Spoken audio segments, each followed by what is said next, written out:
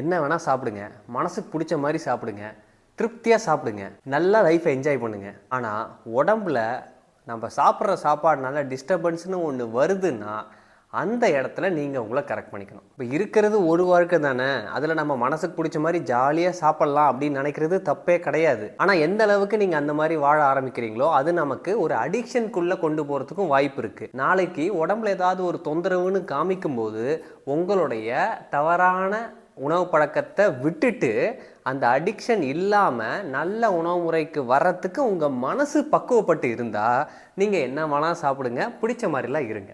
நம்ம உடம்புக்கு எது ஒத்துக்குது எது ஒத்துக்காமல் இருக்குங்கிறத புரிஞ்சுக்கிற ஒரு நாலேஜ் நம்மக்கிட்ட இருக்கணும். நிறைய பேர்கிட்ட இருக்கிற பிரச்சனை இதுதான், நம்ம உடம்புக்கு ஒத்துக்காத உணவுகளை நம்ம கவனிக்கிறதே கிடையாது. நமக்கு உடம்புக்கு செட் ஆகாததை செய்யாமல் இருந்தாலே உடம்பு நல்லா இருக்கும். இல்லை அப்படி செய்ய வேண்டிய கட்டாயம் வந்ததுன்னா என்னைக்காவது ரேராக பண்ணலாம். உணவு ஒவ்வாமை இருக்குன்னு தெரிஞ்சுமே அதே உணவுப் பொருளை திரும்ப திரும்ப சாப்பிட்றதுனால தான் உடம்பு கெட்டு போகுது. இவ்வளோ நாள் ஜாலியாக இருந்துட்டீங்க, ஜாலியாக மனசுக்கு பிடிச்ச மாதிரிலாம் சாப்பிட்டுட்டீங்க, இப்போ உடம்புல ஒரு தொந்தரவுன்னு ஒன்று வந்திருக்கு. அப்போ நீங்கள் என்ன பண்ணணும், உங்களோட டயட்டை மாற்றுறதுக்கு நீங்கள் ரெடி ஆகுங்க. உடம்பை சுத்தப்படுத்துகிற உணவு முறைக்கு நீங்கள் வரணும். என்னைக்காவது ஒரு நாள் கண்ட உணவை சாப்பிட்றதுனால உடம்பு கெட்டு போயிடாது. அதே மாதிரி கெட்டுப்போன உடம்பை சரி பண்ணணும்னா ஒரு நாள் நீங்கள் ஹெல்த்தியாக சாப்பிட்டா சரியாயிடாது. பொறுமையாக இருந்து இந்த நேச்சர் கியூர் டயட் சிஸ்டமை நீங்கள் முறைப்படி பண்ணிட்டு வந்தீங்கன்னா உடம்புல இருக்கிற பிரச்சனைகள் நமக்கு சரியாக ஆரம்பிக்கும். மனசுக்கு பிடிச்ச மாதிரிலாம் சாப்பிட்டு ஓவர் வெயிட் ஆகிட்டீங்க, டயபெட்டிஸ் தொந்தரவு இருக்குது, கேஸ்ட்ரிக் பிரச்சனை இருக்குது,